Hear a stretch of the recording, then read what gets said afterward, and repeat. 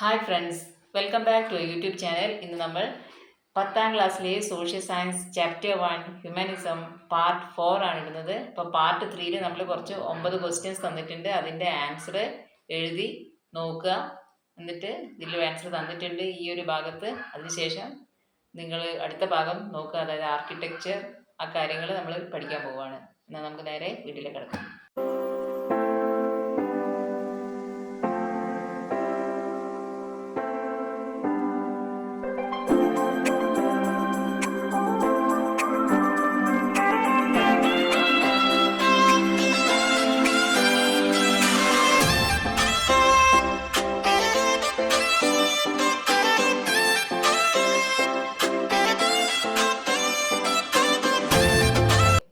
ഇതുവരെ painting and സ്കൾപ്ചറിൽ വന്ന മാറ്റങ്ങളാണ് പഠിച്ചത്. ഇനി ആർക്കിടെക്ചറിൽ എന്തെല്ലാം മാറ്റങ്ങൾ വന്നതെന്ന് നോക്കാം. അപ്പം ആൻഷ്യൻ റോമൻ സിവിലൈസേഷന്റെ ഇൻഫ്ലുവൻസ് ആർക്കിടെക്ചറിലും ഉണ്ടായിരുന്നു. ഫിലിപ്പോ ബ്രൂണലസ്കിയുടെ ആർക്കിടെക്ചറിൽ ഈ ഒരു മാറ്റം നമുക്ക് കാണാൻ സാധിക്കുന്നതാണ്. ഗോത്തിക് സ്റ്റൈലിൽ നിന്നും വ്യത്യസ്തമായി ഗ്രീക്ക് റോമൻ ഇൻഫ്ലുവൻസ് കാണുന്ന ഒരു ഡോമാണ് ഇവിടെ ഡിസൈൻ ചെയ്തിട്ടുള്ള ബ്രൂണലസ്കി ഡിസൈൻ ചെയ്തിട്ടുള്ള ഡോം എന്താണ് ഗോത്തിക് സ്റ്റൈലിൽ നിന്നും വ്യത്യസ്തമാണ്. അപ്പോൾ ഗോത്തിക് സ്റ്റൈലിൽ എങ്ങനെയുള്ള വാസ്തുവായിരുന്നു? അവ ബിൽഡിങ്സ് എല്ലാം ലോഫ്റ്റി ആയിരുന്നു, അതായത് നല്ല കൂർപ്പ്, മുകളിലേക്ക് പോകുന്നതിനനുസരിച്ച് കൂർപ്പ് കൂടിയിട്ടുള്ള തരത്തിലുള്ള ബിൽഡിങ്ങുകളാണ് ഗോത്തിക് സ്റ്റൈലിലുള്ളത്. എന്നാൽ ഗ്രീക്ക് റോമൻ സിവിലൈസേഷൻ അല്ലെങ്കിൽ ഗ്രീക്ക് റോമൻ ഇൻഫ്ലുവൻസോടുകൂടി ആ മാറ്റം ഡോം രീതിയിലായി മാറി. അതായത് ഡ്യൂമോ എന്ന് വെച്ചാൽ താഴികക്കുടങ്ങൾ. അതായത് ഇവിടെ നമുക്ക് ഈ ചിത്രത്തിൽ കാണാം, സെന്റ് പീറ്റേഴ്സ് ബസലിക്കയിൽ ആ ഒരു രീതിയിലാണ് ബിൽഡിംഗ് നിർമ്മിച്ചിരിക്കുന്നത്. അപ്പം നമുക്കിവിടെ 3 ആർക്കിടെക്റ്റിൻ്റെ പേരാണ് പഠിക്കാനുള്ളത്. ഒന്ന് ഫിലിപ്പോ ബ്രൂണലസ്കി, പിന്നെ 2 പേര് വരുന്നത് മൈക്കലാഞ്ചലോ ബ്രഹ്മാന്തെ. അങ്ങനെ 3 പേര്. ഈ 3 ആർക്കിടെക്റ്റിൻ്റെ പേര് പഠിക്കുക. അവരുടെ സ്റ്റൈല് ക്ലാസിക്കൽ സ്റ്റൈലിലുള്ളതാണെന്ന് മനസ്സിലാക്കുക. അതുപോലെ അവർ നിർമ്മിച്ച ബിൽഡിങ്സ് ഏതൊക്കെയായിരുന്നു എന്ന് പഠിച്ചു വെക്കുക. അപ്പം ഫ്ലോറൻസിലുള്ള കത്തീഡ്രൽ ബിൽഡ് ചെയ്തത് ആരാണ്? ഫിലിപ്പോ ബ്രൂണലസ്കിയാണ്. അതുപോലെ സെന്റ് പീറ്റേഴ്സ് ബസിലിക്ക എന്ന ആർക്കിടെക്ചർ ഫോം ചെയ്തിട്ടുള്ളത് 2 പേരുടെ സൂപ്പർവിഷനിലാണ്. ഒന്ന് മൈക്കലാഞ്ചലോ, ഒന്ന് ബ്രഹ്മാന്തെ. അപ്പോൾ മൈക്കലാഞ്ചലോയും ബ്രഹ്മാന്തയും കൂടി ചേർന്ന് 2 പേരും കൂടെ ചേർന്ന് ഈ ആർക്കിടെക്റ്റ് അല്ലെങ്കിൽ അവരുടെ സൂപ്പർവിഷനിൽ ഉണ്ടാക്കിയിട്ടുള്ളതാണ് സെന്റ് പീറ്റേഴ്സ് ബസിലിക്ക. അപ്പോൾ ഇതെല്ലാം ഗ്രീക്ക് റോമൻ അല്ലെങ്കിൽ ക്ലാസിക്കൽ സ്റ്റൈല് ഇൻഫ്ലുവൻസ് ചെയ്തിട്ടുള്ള ബിൽഡിങ്സ് ആണ്. അതുപോലെ ഈ ഒരു പുതിയ സ്റ്റൈൽ കൊണ്ടുവന്നത് ആരാണ്? ഫിലിപ്പോ ബ്രൂണലസ്കിയാണ്. മിഡീവൽ പീരീഡിൻ്റെ സെക്കൻഡ് ഹാഫിൽ യൂറോപ്പിൽ വികസിച്ച് വന്ന ഒരു ശൈലിയാണ്, ഒരു ആർക്കിടെക്ചറൽ ശൈലിയാണ് ഗോതിക് ശൈലി. ഫ്രാൻസിലാണ് ഇത് സ്റ്റാർട്ട് ചെയ്തത്. പോയിന്റഡ് ആർക്കാണ് ഇതിൻ്റെ പ്രധാന ഫീച്ചർ. ഒരുപാട് ദേവാലയങ്ങളിലും യൂണിവേഴ്സിറ്റീസിലുമൊക്കെ ഈ മാതൃകകളാണ്, അല്ലെങ്കിൽ ഒരുപാട് യൂണിവേഴ്സിറ്റീസും ദേവാലയങ്ങളും എല്ലാം തന്നെ ഈ ഒരു മാതൃക, അതായത് ഗോതിക് ശൈലിയാണ് ഫോളോ ചെയ്ത് നിർമ്മിക്കപ്പെട്ടിട്ടുള്ളത്. അപ്പോൾ 10ാം ക്ലാസ് ആയി. അപ്പോൾ നിങ്ങളുടെ വിധിയെ ഫുൾ A+ വാങ്ങണോ വേണ്ടയോ എന്ന് നിർണ്ണയിക്കുന്ന ആരാണ്? നിങ്ങൾ തന്നെയാണ്. അത് തന്നെയാണ് ഇവിടെ ഷേക്സ്പിയർ പറഞ്ഞിട്ടുള്ളത്. അതായത് നമ്മുടെ വിധിയെ നിർണ്ണയിക്കാൻ കഴിയുന്നത് നക്ഷത്രങ്ങൾക്കല്ല, നമുക്ക് തന്നെയാണ്. It is not in the stars to hold our destiny but in ourselves. അതുകൊണ്ട് എല്ലാവരും നല്ല രീതിയിൽ പഠിക്കുക, ആവർത്തിച്ച് പഠിക്കുക. അപ്പോൾ നമുക്ക് നേരെ ക്ലാസ്സിലേക്ക് അടുക്കാം.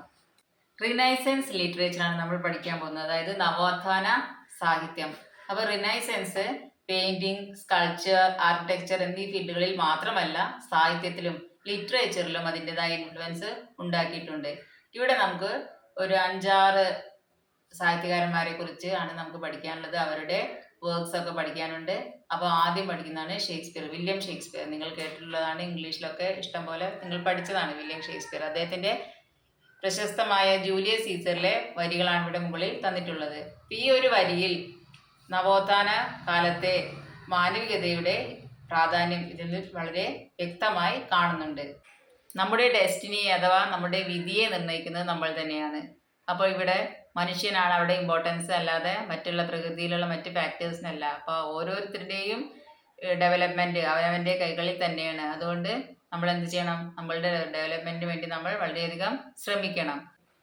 നവോത്ഥാന സാഹിത്യകാരന്മാർ അഥവാ റിനൈസൻസ് റൈറ്റേഴ്സ് വ്യക്തി സ്വാതന്ത്ര്യത്തിനും മതേതര മൂല്യങ്ങൾക്കും ഇമ്പോർട്ടൻസ് നൽകിയിരുന്നു. അതായത് അവർ ഇൻഡിവിജ്വൽ ലിബർട്ടിക്കും സെക്യുലർ വാല്യൂസിനും മതങ്ങളിൽ നിന്നും അതായത് മതങ്ങൾക്ക് അല്ല മതത്തിനപ്പുറത്തേക്കുള്ള മൂല്യങ്ങൾക്ക് കൂടുതൽ പ്രാധാന്യം അവർ നൽകിയിരുന്നു. മധ്യകാലത്ത് അതായത് മിഡീവൽ പീരീഡിൽ ഉണ്ടായിരുന്ന സ്കോളാസ്റ്റിസിസത്തിൽ നിന്നും ഉള്ള മോചനമായിരുന്നു ഈ ഒരു നവോത്ഥാന സാഹിത്യം. അതായിരുന്നു നവോത്ഥാന സാഹിത്യത്തിൻ്റെ പ്രധാന സവിശേഷത അല്ലെങ്കിൽ പ്രധാനപ്പെട്ട ഫീച്ചർ എന്താണ്? സ്കോളാസ്റ്റിസിസത്തിൽ നിന്നും അവർ ലിറ്ററേച്ചറിനെ മോചിപ്പിച്ചു. ക്രിസ്ത്യൻ തിയോളജിയിൽ ബേസ് ചെയ്തിട്ടുള്ള ഒന്നാണ് എന്ത്? നമ്മുടെ ഈ സ്കോളാസ്റ്റിസിസം എന്ന ഫിലോസഫിക്കൽ സ്കൂൾ ഓഫ് തോട്ട്. അപ്പോൾ സ്കോളാസ്റ്റിസിസത്തിൽ നോളേജിനും റിസർച്ചിനൊക്കെ എൻകറേജ്മെൻറ്റ് നൽകിയിരുന്നതെങ്കിലും അത് ഡിവൈൻ ആൻഡ് ആഫ്റ്റർ ലൈഫിനാണ് കൂടുതൽ പ്രാധാന്യം നൽകിയിട്ടുള്ളത്. ഇത് നമ്മൾ പഠിച്ചതാണ് അല്ലേ? ഡിവൈൻ ആൻഡ് ആഫ്റ്റർ ലൈഫ്, ജീവിതത്തിന് ശേഷം നമ്മൾ മരണപ്പെട്ടതിന് ശേഷം ഉണ്ടാവുന്ന ഒരു ജീവിതത്തിനും ആയിരുന്നു കൂടുതൽ പ്രാധാന്യം നൽകിയിരുന്നത്. എന്നാൽ റിനൈസൻസ് അതിൽ നിന്നെല്ലാം വ്യത്യസ്തമായിരുന്നു. അപ്പം നമ്മുടെ സാഹിത്യവും അതിൽ നിന്ന് വ്യത്യസ്തമായി ആണ് പിന്നീട് എഴുതപ്പെട്ടത്. റിനൈസൻസ് ലിറ്ററേച്ചറിൽ നമുക്ക് 5 സാഹിത്യകാരന്മാരെ കുറിച്ചാണ് പറയാനുള്ളത്. ഒന്നാമത് നമ്മൾ പഠിച്ചു കഴിഞ്ഞു, വില്യം ഷേക്സ്പിയർ. പിന്നീട് ഡാൻറ്റെ, പെട്രാർക്ക്, ബൊക്കാച്ചിയോ, മാക്കിയവെല്ലി. പിന്നെ ഒരു വുമൺ, ഒരു notable humanist and female writer ഉണ്ട്. നോട്ടബിൾ റൈറ്ററാണ്, അവരുടെ പേരാണ് കസാന്ദ്ര ഫെഡ്ലെ. അക്കാലത്തെ മിക്ക എഴുത്തുകളും ഗദ്യരൂപത്തിലായിരുന്നു, അതായത് പ്രോസ് രീതിയിലായിരുന്നു എഴുതപ്പെട്ടിരുന്നത്. അതുകൊണ്ട് തന്നെ ആളുകൾക്കത് നല്ല രീതിയിൽ വായിച്ച് മനസ്സിലാക്കാൻ സാധിച്ചിരുന്നു. കൂടാതെ പ്രാദേശിക ഭാഷകളിൽ റീജിയണൽ ലാംഗ്വേജിലായിരുന്നു മിക്ക നവോത്ഥാന സാഹിത്യകാരന്മാരും എഴുതിയിരുന്നത്. അതുകൊണ്ട് തന്നെ ആ പ്രദേശത്തുള്ള ആളുകൾക്ക് അതാത് ഭാഷകൾ മനസ്സിലാക്കാനോ അല്ലെങ്കിൽ അതാത് ഭാഷകൾ അറിഞ്ഞിരുന്ന ആളുകൾക്ക് ആ ഭാഷയിൽ കാര്യങ്ങൾ അല്ലെങ്കിൽ അറിവ് കൂടുതൽ ലഭിക്കുന്നതിന് ഇത് ഇടയാക്കി. ദ ഡിവൈൻ കോമഡിയുടെ രചയിതാവാണ് ദാന്തെ. അദ്ദേഹം ഒരു തീർത്ഥാടന രൂപത്തിലാണ് ഈ ഒരു പുസ്തകം രചിച്ചിട്ടുള്ളത്. അതായത് പിൽഗ്രിമേജ്, അതാണല്ലോ തീർത്ഥാടനം. അപ്പോൾ പിൽഗ്രിമേജ് രീതിയിൽ ഇപ്പോൾ ഇതിലൂടെയൊക്കെയായിരുന്നു പിൽഗ്രിമേജ്, ഹെൽ, പർഗേറ്ററി, പാരഡൈസ്. ഈ സങ്കല്പത്തിലൂടെയുള്ള ഒരു തീർത്ഥാടനമാണ് അല്ലെങ്കിൽ ഒരു പിൽഗ്രിമേജ് ആണ് ദ ഡിവൈൻ കോമഡി. അതായത് നരകം, ശുദ്ധീകരണ സ്ഥലം, സ്വർഗം എന്നിവയിലൂടെയുള്ള ദാന്തെയുടെ ഇമാജിനറി പിൽഗ്രിമേജ് ആണ് അല്ലെങ്കിൽ സാങ്കല്പിക തീർത്ഥാടനമാണ് ദ ഡിവൈൻ കോമഡി എന്ന കവിതയുടെ പ്രമേയം. അതാണ് അതിലെ കാര്യം. പക്ഷേ മനുഷ്യസ്നേഹം, രാജ്യസ്നേഹം, മറ്റ് പ്രകൃതിയിലുള്ള പ്രതിഭാസങ്ങളോടുള്ള താല്പര്യം, ഏകീകൃതമായ ഇറ്റലിക്ക് വേണ്ടിയുള്ള മോഹങ്ങൾ, ഇതൊക്കെ തന്നെ ഈ കവിതയിൽ ശക്തമായി കാണാം. ഈ കവിതയിൽ human emotions, patriotism, fascination for natural phenomena, ലോങ്ങിങ് for a unified and independent Italy, ഈ ആശയങ്ങൾ നമുക്ക് ഈ കവിതയിൽ, ഈ തീംസ് ഈ കവിതയിൽ നമുക്ക് കാണാൻ കഴിയും. ഇറ്റലിയിലെ പ്രാദേശിക ഭാഷയിലാണ് ദാന്തെ ഡിവൈൻ കോമഡി രചിച്ചിട്ടുള്ളത്. അടുത്ത വേൾഡ് റിനൗണ്ട് സാഹിത്യകാരനാണ്, റൈറ്ററാണ് പെട്രാർക്ക്. വിശ്വപ്രസിദ്ധ സാഹിത്യകാരനാണ് പെട്രാർക്ക്. അദ്ദേഹം മാനവികതയുടെ അതായത് ഹ്യൂമനിസത്തിൻ്റെ ഇമ്പോർട്ടൻ്റ് ആയിട്ടുള്ള പ്രചാരകരിൽ ഒരാളായിരുന്നു. അദ്ദേഹം ലോറയ്ക്ക് എഴുതിയ പ്രണയഗീതങ്ങൾ വേറിട്ട ശൈലിയിൽ ഉള്ളതായിരുന്നു. ധീരവും അതുപോലെ വേറിട്ട സ്റ്റൈലിലുള്ള ഒന്നായിരുന്നു ലോറയ്ക്ക് എഴുതിയ സോണറ്റ്സ്. മറ്റുള്ള സാഹിത്യകാരന്മാരിൽ നിന്ന് വ്യത്യസ്തമായിട്ടുള്ള കാര്യം എന്താണെന്ന് വെച്ചാൽ ഇദ്ദേഹം എഴുതിയിരുന്നത് ലാറ്റിൻ ഭാഷ ഉപയോഗിച്ചായിരുന്നു. അപ്പോൾ ലാറ്റിൻ ഭാഷയിലായിരുന്നു പെട്രാർക്ക് തൻ്റെ സോണറ്റ്സ് എല്ലാം എഴുതിയിരുന്നത്. അടുത്ത നമുക്ക് പഠിക്കാനുള്ളതാണ് ബൊക്കാച്ചിയോ. ബൊക്കാച്ചിയുടെ ഡെക്കാമറൻ, അതും മറ്റൊരു വിഖ്യാതമായ നവോത്ഥാന സാഹിത്യമാണ്. അടുത്ത് നമ്മൾ പഠിക്കാൻ പോകുന്നതാണ് മാക്കിയവെല്ലി, നിക്കോളോ മാക്കിയവെല്ലി. അദ്ദേഹം തൻ്റെ രാഷ്ട്രീയ ചിന്തകളാണ് ദി പ്രിൻസ് എന്ന കൃതിയിലൂടെ പങ്കുവെക്കുന്നത്. അതായത് ഒരു ഭരണത്തലവൻ എങ്ങനെയായിരിക്കണം, അദ്ദേഹം ജനങ്ങളോട് ഒരേപോലെ രീതിയിൽ പെരുമാറുന്ന ഒരാളായിരിക്കണം എന്നാണ് മാക്കിയവെല്ലി തൻ്റെ ദി പ്രിൻസിൽ പറയുന്നത്. താൻ ഭരിക്കുന്ന രാജ്യത്തിൻ്റെ അധികാരവും സുരക്ഷയും നിലനിർത്തുക എന്നത് ഭരണാധികാരിയുടെ പ്രധാന കടമയാണ്. ജനങ്ങൾ പൊതുവെ സ്വാർത്ഥരാണ്. അധികാരത്തോടും ഭൗതിക താല്പര്യങ്ങൾ, അതായത് റിച്ച് ആവാനുള്ള താല്പര്യമൊക്കെ അവർക്ക് കൂടുതലാണ്. എന്തും കൈവശപ്പെടുത്താനുള്ള ആഗ്രഹിക്കുന്നവരാണ് ജനങ്ങൾ. അതിനാൽ രാജ്യത്തിൻ്റെ തലവൻ ഒരിക്കലും തൻ്റെ പ്രജകളിൽ ഒരു ഭാഗത്തിനോട് പ്രത്യേകമായി ഒരു കടപ്പാടോ ഒന്നും കാണിക്കാൻ പാടില്ല എന്ന് അഭിപ്രായപ്പെട്ട ആളാണ് നിക്കോളോ മാക്കിവെല്ലി. അങ്ങനെ വ്യത്യസ്തനായ ഒരു ഭരണാധികാരി, അതായത് ഫ്യൂഡൽ ഭരണാധികാരികളിൽ നിന്നും വ്യത്യസ്തനായ ഒരു ഭരണാധികാരി ആയിരിക്കണമെന്നാണ് മാക്കിവെല്ലി തൻ്റെ പ്രിൻസിൽ പറയുന്നത്. വനിതകളും ഇക്കാലത്ത് ഇറ്റലിയിൽ മാനവികവാദികൾ ആയിട്ടുണ്ടായിരുന്നു. അതായത് എഴുത്തുകാരിയും മാനവികവാദിയുമായിട്ടുള്ള ഒരു ഇറ്റാലിയൻ എഴുത്തുകാരിയാണ് കസാന്ദ്ര ഫെഡലെ. അപ്പോൾ സാന്ദ്ര എന്ന് ഓർത്താൽ മതി, കൂട്ടുക കസാന്ദ്ര ഫെഡലെ. ഫെഡറലിസം ഓർക്കുക, അപ്പോൾ ഫെഡലെ കിട്ടുക. അപ്പോൾ അതുപോലെ ഓരോരോ മെത്തേഡ് നമ്മൾ ഓർത്ത് വെക്കുക, അപ്പോൾ നമുക്ക് പേര് ഓർത്ത് വെക്കാൻ എളുപ്പമായിരിക്കും. തൻ്റെ രചനകളിലൂടെയും പ്രസംഗങ്ങളിലൂടെയും പ്രശസ്തിയായ കസാന്ദ്ര സ്ത്രീകളുടെ വിദ്യാഭ്യാസത്തിനും അല്ലെങ്കിൽ വിദ്യാഭ്യാസത്തിൻ്റെ പ്രാധാന്യത്തെക്കുറിച്ച് സംസാരിച്ചു.